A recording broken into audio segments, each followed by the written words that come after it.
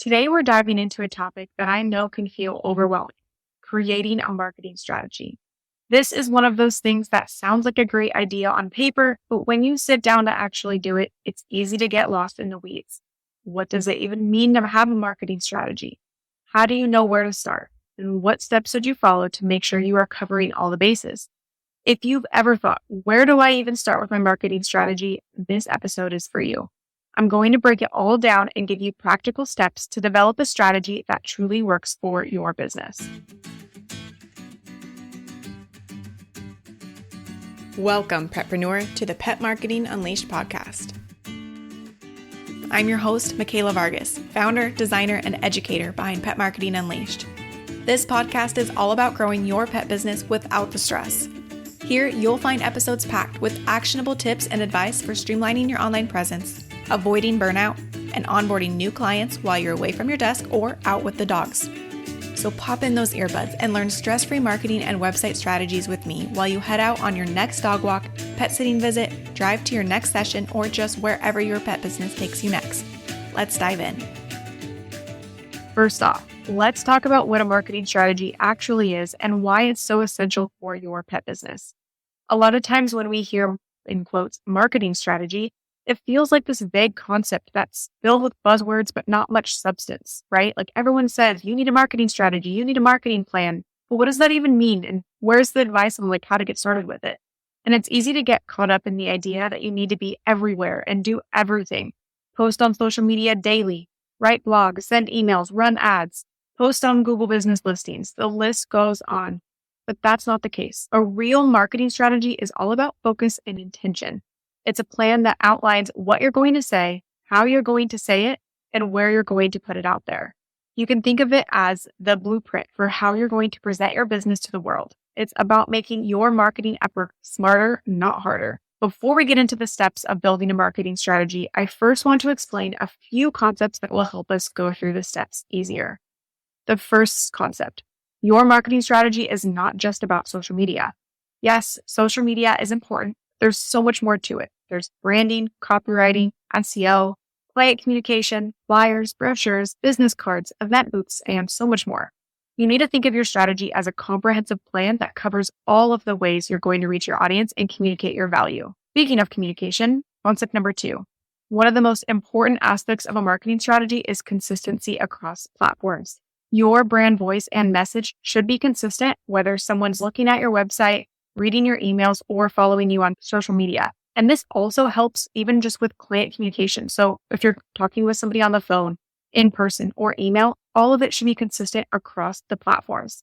This consistency helps build trust and makes your brand feel cohesive and professional. Now, the last concept I want to talk to you about is your audience. A huge part of your marketing strategy is figuring out who your ideal clients are and where they hang out. This means finding out what platforms they're using, what type of content they consume, and how they prefer to interact with businesses like yours. Once you know this, you can tailor your marketing efforts to meet them where they are rather than trying to be everywhere at once. And I do have some fun tips for you on how to do this later in the episode, especially if you already have a running business with clients, not just about building your client avatar. So when you boil it all down, your marketing strategy should include everything you're going to say, how you're going to say it, and where you're going to say it. What we're going to do now is break that down into actionable steps so you know how you can get started with your marketing strategy. Number 1, start with brand messaging. The first step is to really dig into your brand messaging. This is where you define what you want to be known for. In other words, your unique selling proposition or USP. Your USP is what sets you apart from other businesses. This could be something like exceptional customer service, your innovative approach to pet care, or say you offer specialized services like you primarily work with senior dogs or anxious cats or dogs with disabilities. You want to write this down somewhere, and you need something that makes yourself unique. And we talked about this in episode 1, that it's no longer good enough to just say, hey, I'm a professional pet sitter, or I am a positive reinforcement dog trainer. You need to have something that truly differentiates yourself from other businesses out there. And as of right now, it probably is likely that you have dozens of competitors in your area saying the exact same things. So it's time to figure out what is most important to you. What do you love most about your business? What do you know you do better than your competitors? What you want to do with that is write a clear statement that you can refer back to whenever you're creating content or communicating with clients because it needs to be oozed everywhere. To help you craft your USP, you can ask yourself these questions. What do I want people to think of when they hear my business name? What do your clients say about you most? Or what language or phrases do you read most in your testimonials? This is like listening to your clients, whether it be in feedback form, it could be like when they reach out to you the first time. So say the inquiry form or like the lead generator, or what do they say to you on the phone before you work together? Using their language throughout is a good way to figure out, okay, why did they reach out to my business? What is unique about me that they chose me to reach out to? And what are they actually looking for? And tying that back into your favorite clients too is another way to kind of figure out, okay, my favorite client loves this, or this is their motivation behind why they chose my service. That's something that we want to promote elsewhere because this is getting us the clients that we love. And it feels really good working with these people. And I'm able to help, the dogs or the cats or whatever pets that I want to the most. And leading into that, another question you can ask is, what are you most passionate about? And what lights you up most in your business? This is a good one to just figure out, what is your specialty? What do you like doing? And how can you do more of it by promoting that aspect of your business everywhere? These can be key insights into the things you may want to specialize in or focus on when it comes to your marketing and your brand strategy. So that is the first step that I recommend doing, is figuring out what's your differentiator, what makes your business unique, and then you can move on with the rest of your marketing plan. Step 2, identify your ideal clients. Now, bear with me, because I totally get the eye roll that comes with hearing the constant recommendation to create your ideal client avatar. That's not what we're doing here, at least for those who already have a business. Of course, if you don't have your business yet, it is a good idea to figure out who your ideal client would be. Of course, that is valuable information. But if you already have a business, and I imagine that most of you guys already do, what I would recommend doing instead of just having this broad imaginary person is to go in and I recommend pulling your top 3 favorite clients. Who are your top favorite clients? What do they all have in common? What do they like? Where do they hang out? Where did they find you? That's a good one. This will give you a realistic idea of who your actual favorite audience is, and not something that you just created as like an imaginary avatar, right? That's how you can find out who those people are and where you can find more people like them. So instead of, again, creating your ideal client avatar, look at what's been working so far with your past clients. Who are your favorite clients that you love to work with? Get information from there. That's how you can find out where you can find more people like them, right? Because you can create your ideal client avatar all you want, but it's just an imaginary person. But who's actually coming into your business that you enjoy working with? And from there, you can piece together, like, what is it about them that you love so much? Is it just that they're really nice? Or do you love the specific issue that you're helping them with? Do you love the specific animals? Like, what is it about them that you love? And how can you find more people like them? And you can do that by figuring out what they're like, where they are, and get more people like them from there.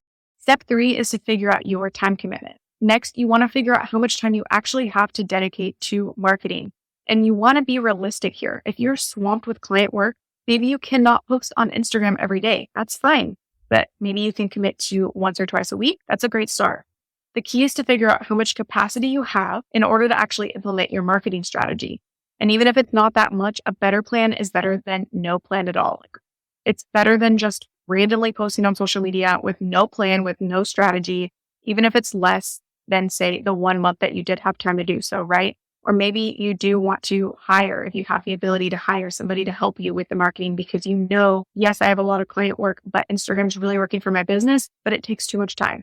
So that's where you can start to figure out, what's your time commitment? What's your budget restrict? Like, how do you know which platforms to do? And a lot of it boils down to time and budget. Step 4, set the foundations. Your marketing strategy needs a solid foundation to build on. We talked about this again in episode 1. When I got my start in the pet industry, they first wanted to start with social media. So I started posting on social media, but quickly realized we're leading them to a website that does not work, does not bring us leads. That's not good. We want the foundations first before we post on social media, before we post on platforms, because otherwise you're putting all this time and money into a platform that's not necessarily allowing you to reap in the benefits of the efforts that you put into social media. So again, what's the point of posting cute dog pics if you're leading them back to a non-existent or lacking website that you're not confident in, right? This is where you want to evaluate your foundations. Do you have a solid and strategic website that helps you generate new leads? Do you have all of the SEO settings set up in place so that you can get more eyeballs on your business? Do you have brand messaging down, like your copy, your brand words, your visuals, the language that you're using? Does all of your foundations, all of your language, all of your visuals online point back to that differentiator, point back to that USP? Because you want everything to make sense. You want it to all be cohesive. You want it to point back to what makes your business different. And then from there, you can start marketing and promoting all of those things from all of the different platforms. These foundations help support the rest of your marketing. Again, this includes the visuals, the language, and your home base, which is your website. We have a lot of resources on our website at petmarketingunleashed.com for help on these sort of topics. And of course, we're going to definitely get into all of these in later episodes as well. All right, step 5, identify the right platforms. Once your foundations are set, you want to identify the platforms that make the most sense for your business. You do not need to be on every social media platform, just the ones where your audience is most active. So how do you know where your people are? Here are 3 tangible steps that you can take to find where your people are. Number 1, go back and ask your top 3 clients where they're most active. You want to figure out where these people are engaging with potential businesses. Where do they like to hang out, whether it's on Facebook, Instagram. They like to check their email every day. They like to go on Google. They like to go on Pinterest. Like, where are they most active and where do they interact with potential businesses or potential service providers? 2, make sure you are collecting data from your clients. Where are you getting most of your leads from? Where are most of your clients finding you? And if you're not asking this manually, you want to make sure that it's a question on either like your contact form or in your booking software so that you are tracking this data to know where your leads are coming from, where your clients are coming from. This is definitely a question I recommend asking every single new client in your business, as well as even every new lead. Again, you can add this onto your contact form. So if they fill out their name and their phone number and their email, you can also ask them, hey, where did you find our business? And have a drop down where they can plug in where they found you from originally, because this is such valuable information to know what's working so that you can do more of that in the future. And leading into that, third thing that you can do is to check out your career analytics. You can look at Google Analytics and see where your web traffic is coming from.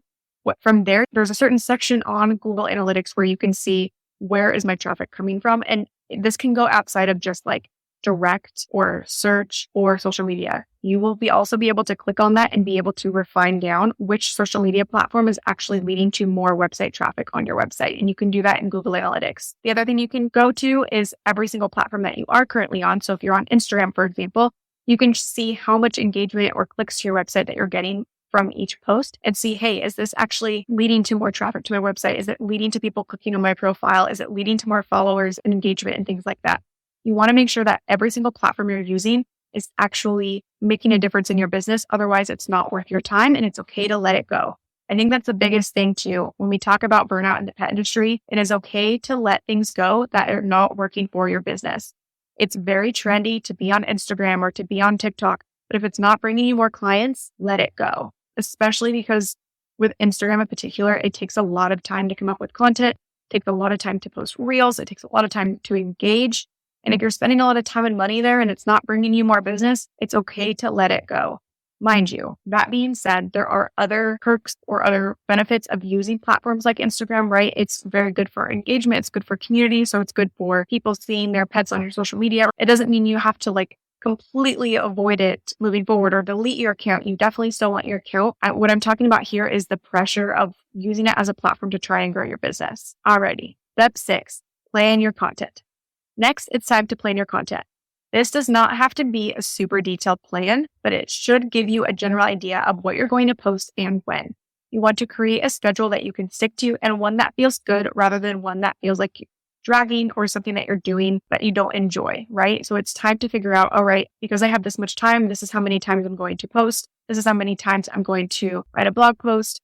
This is what I can commit to for now. And this is a general idea of when I'm going to do it. And then from there, you can start to piece together what sort of varied content you're going to do when it comes to learning things in the industry. Like we have a freebie on our website for blog post topics. Now you can start to piece together, okay, here's what is recommended for that sort of content. What can I be posting for the rest of the year that makes sense for my business and my goals that I have that promotes my USP? It's just bringing it all together. We have the language we want to use. We know what sets our business apart. We know the visuals of our business. We know how much time I have. I know where I'm getting my clients. So from there, it's time to piece all of it together and figure out how often I'm going to post it, what I'm going to post, and when. Step number 7, Regularly evaluate your strategy. Finally, this is where you're going to schedule time, maybe monthly or even quarterly, to evaluate your marketing strategy. Look at what's working and what's not. Are you getting the engagement that you want? Are there platforms or strategies that are not delivering results? Adjust your plan as needed and make sure your efforts are paying off. There's literally nothing worse than investing tons of time and money into a platform that's not actually generating a return on investment for you. Remove it from your plate if it's not helping your business. And sometimes with marketing strategies, it's okay if it's not the perfect strategy from the get-go. It's okay to invest in a strategy, to spend your time on a strategy, and then realize 2 months down the road, this isn't working. I need to pivot. That's part of figuring out your strategy, right? You're not going to get it perfect from the get-go. What makes your most effective marketing strategy is the ability to be open to changing it. I think that's something that's super important that people don't realize is like, where is this perfect marketing strategy? It's not just created from a template. It's not created from a coach. It's created from you figuring out what works for your business and what doesn't work for your business and then adjusting it over time. That is the key to a successful marketing strategy. Just start and get it going. And if it's not working, you pivot. If Instagram's not bringing in clients, remove it and add something else to the plate. Where are you getting your clients from? You need to start tracking data and then evaluating it and then evolving your marketing strategy over time. And it's okay to do so. It does not need to be some fancy templated thing that's in a PDF that you can't edit. This can literally be notes on a document. It can be on a Google Doc, and you can customize it over time by realizing what's working and what's not working for your business. So how do you start writing this out? How do you actually get it going? Grab a notebook, open a document, and begin with a simple question. What do I want my business to be known for? From there, you can jot down answers to each step we've covered. And don't worry again about it being perfect. Just start. But you can refine it, and you will, and you should refine it as you go. I know this might sound like a lot, but trust me, once you have a solid marketing strategy in place, it will take so much of the guesswork and stress out of your marketing, especially with the information overload that comes from so many experts out there. Really what you need is just something down and then something that you can evolve over time once you figure out what works for you. You'll have a clear plan to follow. You'll be able to adjust where needed and focus on what really matters, which is growing your business and serving your clients. I will leave you with this. The hardest part is actually starting, putting the pen to paper, so to speak. So whatever your holdup is, just start writing.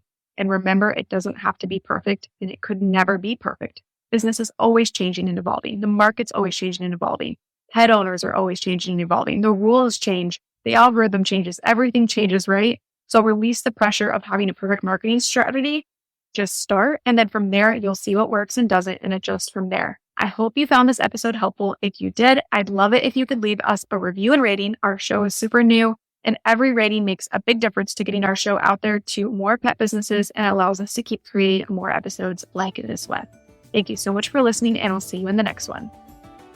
Thanks for listening to the Pet Marketing Unleashed podcast all the way to the end. You're the best. If you loved what you heard, please share the podcast with your pet biz friends. Make sure you subscribe so you don't miss an episode and leave us a 5-star review.